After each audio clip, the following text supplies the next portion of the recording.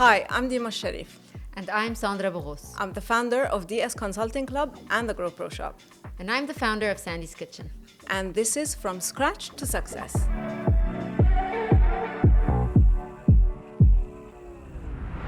Success is a journey. It's not a destination. You can never reach a destination called ultimate success. You grow in your success. You build success over success over success over success on a very long journey. The purpose is growth. The more you grow, the more you learn, and the more you change the things that hold you back and build on the things that move you forward. That is success. If you want to look at success as a destination, you're never going to get there because you will never be able to see the small successes that you are making along the way that lead to your overall life achievement. I prefer to look at success as what you will look at every few years as in my life I was able to achieve this, and that, which all in the end go towards your ultimate purpose or the calling that you feel. People give it many names. The thumbprint that you came here to this world to offer and contribute with. That is success. When we define it that way, it becomes an enjoyable journey rather than, missed destinations, missed train rides, and just counting failures. If you look at it this way also, you'll understand that inevitably, there will be times where you don't hit the target, where you don't achieve what you set out to do, or you achieve some and don't achieve others. But that is why it's a journey, because along the way you will discover that your objectives become small as you go forward in that journey. These setbacks are here to teach us. These setbacks are here to move us forward, to give us more push, more, that thing inside us, more drive to keep going forward. Sandra, if we were to talk about success, failure, how do you see this? Well, actually, how did you see it when you first started, and how do you see it today? That's a good question. Well, I think success is not one thing. Success is, like, for example, I feel that today we are successful compared to when we started, but we are not successful compared to what we want to achieve. So the measure of success depends on your view of things and how you wish to measure them. It's also like sometimes you feel that today was a bad day, for example, at work, but in real life, it's this accumulation of everything you've been doing so far, and compared to the same day last week, you actually did great, given what you had today. I think people are unfair with themselves. Too harsh. They are too harsh. People are harsh with themselves. They're harsher on themselves than they are with people close to them, and they are kind of perfectionist in the sense that they feel that they haven't gotten success yet. But success for me is waking up each day and doing 1% more. Yes, right? 100%. That 1% is what's going to get you to your so-called success at the end. It's not today. Yeah. I mean, look, at the same time, would anything make sense or have any meaning if you just open your eyes and get what you want? Would there be a need for anyone to push forward, for innovation to happen, for development to happen? It's like the movie starting at the end. Yes. Like there's no point. Yes. Yeah. There's a journey. Yes. There are things that you need to do. There's growth as a business, and there's growth for you as a person, as a human running a business. There are so many things for you to learn. There are so many mistakes that you need to, let me talk about that, by the way, making mistakes. There are mistakes that you need to make. Without making those mistakes, you will never get there. Right. Without me buying an oven from a random guy, will I never learn that I should never buy ovens from random people? It is like that was a bite. There was a bite there. We had to like say, okay, that was a lesson in X number of dirhams, so it's fine.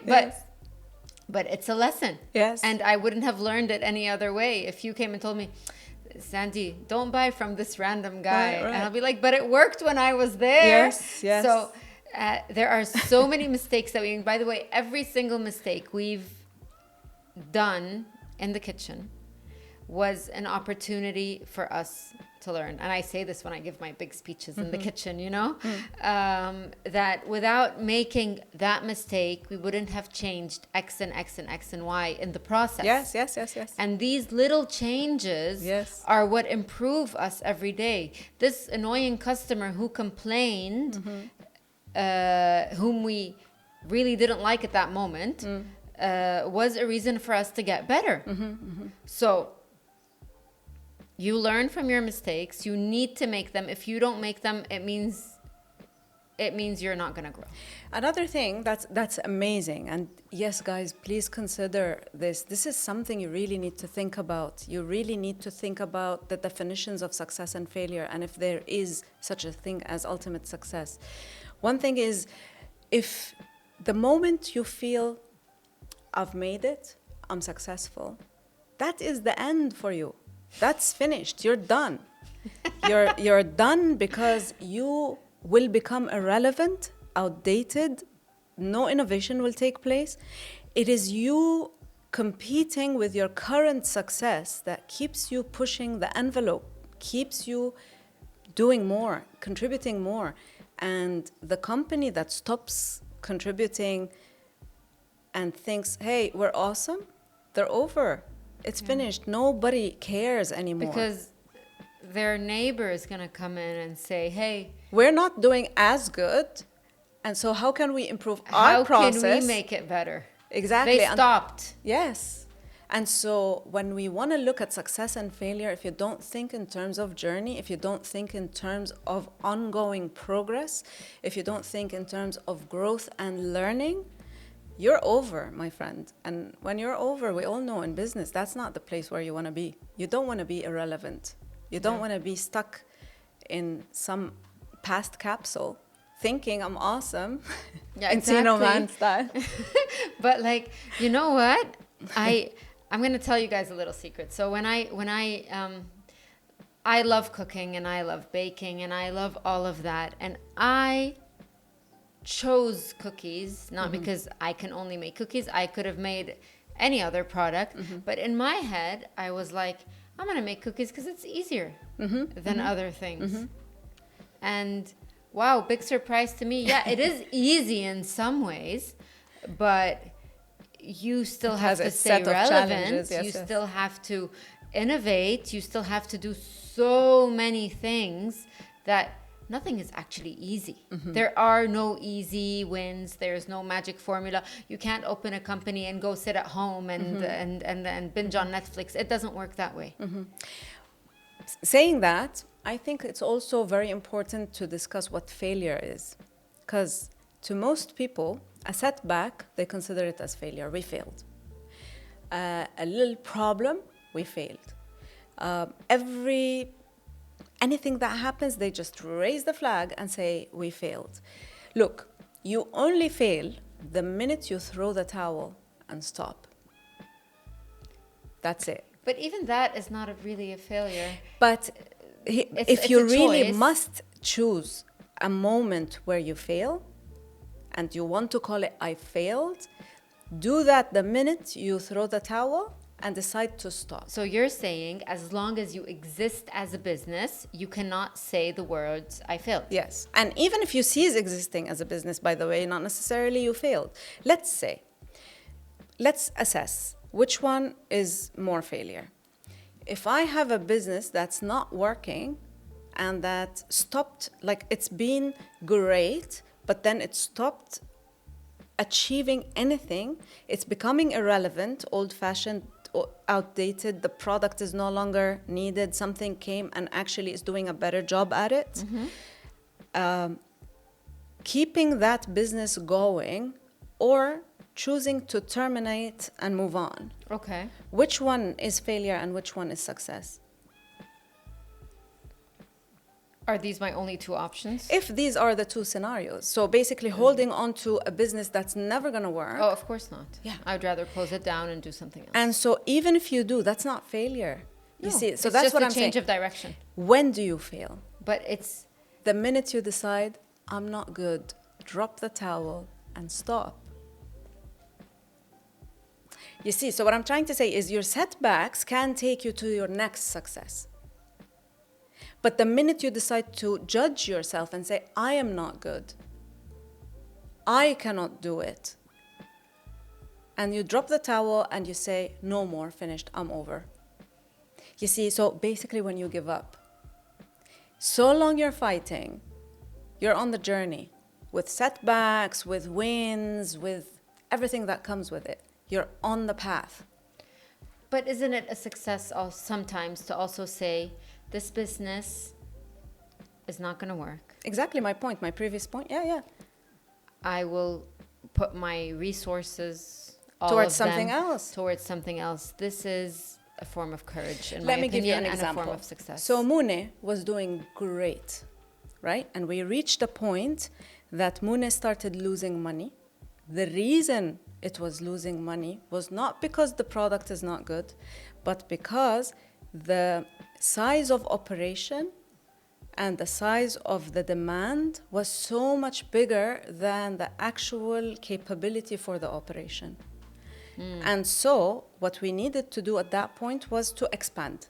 In order to expand, basically we needed to look into our process and mechanize part of the process. We need to find an investor basically to kind of pour in capital with us, and the business had to go to a much bigger phase, and the shift happened so quick. So in my planning, it had 2-3 phases before we reached there. And But then it just happened, right? And so we started losing because we started accommodating, trying to be in a phase that we're not ready for. And so I realized, and I'm like, okay, it's time to look for investors. We created the investor decks. We started looking for investors, got tied up with the companies that do the connections, all of it. Every time I discussed the growth with investors, every time I was receiving a buyout offer rather than a partnership offer. And I could understand, because in the discussions were mainly about, okay, we were very good at keeping our costs low, considering the part that Mune was doing, like, for example, that we were organic, that we used recycled stuff, we were sustainable, all of this, which actually increases your cost exponentially. But still, for the investor, they don't care about all of this. What they wanted almost zero cost to and max profit, which I can understand. I can totally understand from a business perspective, from an investor's perspective, right? And so I wasn't open to it. And that's when I realized I was too attached. Emotionally. Not just emotionally, like I had the whole thing of, this is my baby, I created this, I love this, I've been working at this since 2013, so much has gone into it. I'm attached to the farmers I'm supporting, I'm attached to the products, to the farmers in the region, to the businesses we're supporting, I'm attached to everything. I was very emotional at that point. But I understand that. Yeah, but here's the thing. When I realized that I became the obstacle to my own company's growth, that is the moment I realized I have to sell.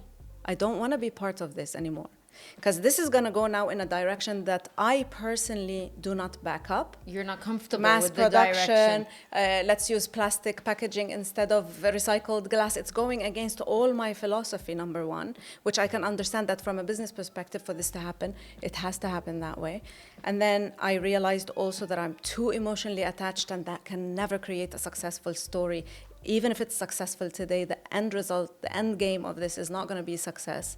And I'm just going to start dragging this thing down. I needed to grow.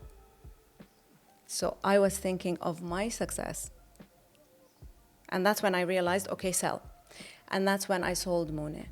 And Mooneh, in its sale, in its process, in its creation, in its growth, was a huge success story. And I, myself, think that the biggest success of all of it is the growth I was able to make. And that's why I decided to leave the whole industry and actually go into something totally different, because now I need, see, on my success journey, I need to prove to me that I can be successful in something totally different. I know. There are ways to look at this. You can look at this as, oh, I could have just thought, oh, Mooneh failed to give me what I was expecting from it, finding an investor and growing it and keep the name and keep this and keep that. See, so success and failure, what I want to tell you is here. It's a mindset. You either have a successful mindset that keeps you going, or you have a mindset that throws towels. And so for me, I believe that you never fail unless you give up, so long that you're on the path. But this is where I would ask you, like, what is your tip for someone who is facing a lot of challenges, someone who, like, you feel that one door shuts and then you try to open it and then another one shuts in your face, and you know, you go through phases that are very hard. So what is your tip for somebody who's going through a rough phase, who just started maybe 6 months ago, and who cannot but see it as a failure? Okay, thank you for saying that, because you went right to the core of the mindset of success. In the core of cores of the mindset of success, you have only two options ever. You either operate from the space of growth and opportunity, or you operate from the space of fear. If you operate from growth and opportunity, you see the door closing as an opportunity opening up, but something needs to take your attention to the new opportunity. You wouldn't be doing that if this door is open and distracting you. And one way or the other, the universe, call it God, whatever you believe in, is closing one door for you because it's time for you to go on the bigger path of your growth, right? And so you see the opportunity, you see, I'm gonna grow there. I closed Mooneh and saw an opportunity. But I also feel like there's a confidence that you develop. There's a faith in your own self, in your own... But you need some successes. Right. I mean, at least for me, yeah, I feel but this is some true. people achieve the successes but don't see them. That's the problem, because they're operating from the space of fear. Fear of, I'm not enough. Fear of being judged. Fear of, you know, we all heard about it, like this whole imposter syndrome. I'm not even real. My achievements are not real, it's fake. How many people go through that, you see? So what I'm trying to say here is success is a mindset. You need to work on your blocks. What's holding you back? Is it that you are incapable of success, or you're afraid to be successful and so you're not going all in? Are you doing success because it is you and it reflects you and who you are, or are you doing it because you want people to see it? There's a difference. One is opportunity and growth, real growth for me. One is fear of being judged, fear of being less, fear of being not enough, fear of, yeah? And so if you want to be successful, you have to work on the mind blocks that tell you you're not enough, that tell you you're not successful, you're incapable, you're not good enough, you're not even here, you're fake. It reaches a point where people believe that they're fake. And look how our mind plays. But if you want to be successful, you are enough. You're not perfect. I'm not perfect. No one is. Perfection does not exist. Does not exist. If perfection exists, who's going to wake up in the morning at early hours in the morning? We'll all be in bed. We'll all be at the pool. Right? We'll be sitting in the sun if perfection exists. It doesn't. It's because it doesn't. All of us, like, strive. all of us push each other. It's even in the imperfection of competition that we push each other to be better. That's true. Yeah, and so you see, it's all a matter of perspective. It's up to you how you want to see it. You want to see yourself as a failure, you most likely will feel and act as one. You want to see yourself as successful, as doing it, as in the grind of things, and actually proving to you, first and foremost, I am able, I can do this, I have what it takes. And when you don't, which none of us has at all, you seek help. Hey guys, I'm trying to do this, what do you think? You know, why not? Okay, and ask your team even. Guys, I'm trying to get you to be more efficient. You tell me, how can we get this done? You see, the problem is we get so wrapped up with the impressions. What kind of impression is this going to give, and what is that person going to think, and what is that, you know? And we're too wrapped up in what doesn't make sense. Just be transparent, be yourself, understand that you're limited, you're not perfect, you're learning, you're growing, and celebrate every little win, every little one that comes. Tap yourself on the shoulder and say, good job, you did a good job today.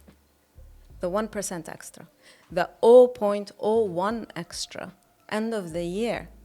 Is how much? I forgot the thing, but yes, I'll share that with you, because that's like a whole theory of how you can improve and how you can be better. But listen, if you don't do that, finally, let's end on this one. You know, as a mother, can you go to your child and say, hey, you did well, but that's not perfect. You're terrible. How can you be like this? You're never going to be a success. What is this? What is everybody going to think? La la la la la. What kind of child are you raising? Poor kid, man. Yeah, but aren't we all doing this to ourselves? Aren't we all telling ourselves, you're not good enough, you did this, you failed here, you failed there, that's terrible.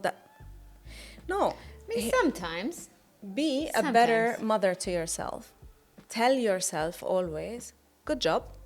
You did your best. Yeah. When it fails, although failing for me does not exist, but when it does not go your way or how you envisioned it, which basically is an opportunity. But anyway, just tell yourself, you know what, today was hard. Good job for actually sticking out today and actually showing up. Yes, doing what you can. Yeah. Tomorrow's going to be better. And not every day is going to go as awesome as you want it to be at the end of the day. Yes. And do take feedback. It's okay. It's okay if you come and tell me, Dima, you know what? I just didn't like how you said that. You did that. Da, da, da, da, da, da. I should not take it as, oh my God, Sandra's terrible. Why is she saying this to me? I should take it that maybe actually there's something there. She cares. Let's say you examined it, you found there's nothing there. No problem, dismiss it. Why should it hit deep? It's okay. The same way you forgive yourself, you forgive others. It's just the same mentality. You have to start each day fresh, and you have to keep on going. Yeah. Stay successful. Know that you're successful. And work towards being even more successful. 0.01 improvement a day. That is, we'll give you the percentage later because we forgot it, but that means you've improved. You guys, you need to follow Dima. You have no idea how much she helped me when I first started. And the help was in business as much as it was emotional. This pat yourself on the back. I remember I got it from you, and I actually do it. Yes. So get in touch with her through DS Consulting Club and the Grow Pro Shop. We are here for you.